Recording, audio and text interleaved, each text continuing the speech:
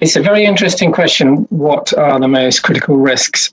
Initially, the challenge for financial institutions and actually the wider world was one of operational resilience. So how do you continue to keep operating in a very different environment in a very short space of time? So the primary risk during that period was a third-party or even fourth-party risk. So would those suppliers, that third-party chain, continue to operate? Did they need help and assistance in doing that? After that initial challenge of resilience, then the focus shifts to what is the new risk profile as a consequence of the new operating model.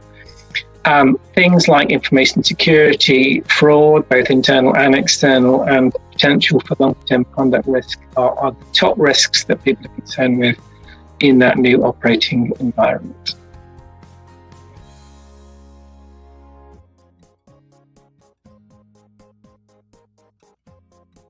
In normal times, operational risks typically move relatively slowly. If you look at the top 10 risks year on year, you will see relatively few changes. In recent years, you see conduct and cyber risk being among the top risks for most institutions.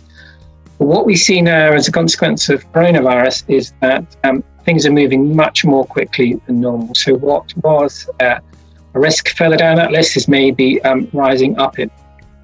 Conduct risk is one of those which people are particularly concerned with at the moment, and that's largely as a consequence of pace of change. Banks are having to deliver new products such as government-backed loans. Other financial institutions are providing different forms of relief like mortgage holidays.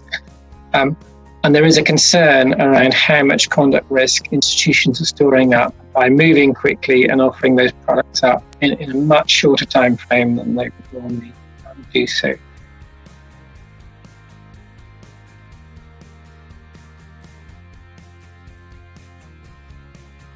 One of the first things our members asked us to do was to provide some rapid guidance on how to capture operational risk losses due to coronavirus.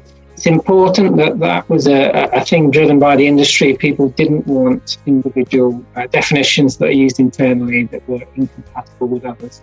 And the reason for that is that they wanted consistency, which allowed benchmarking, allowed a proper understanding about the costs and a proper understanding about how they compared to their peers in terms of the actual impact that coronavirus has had from an operational risk perspective.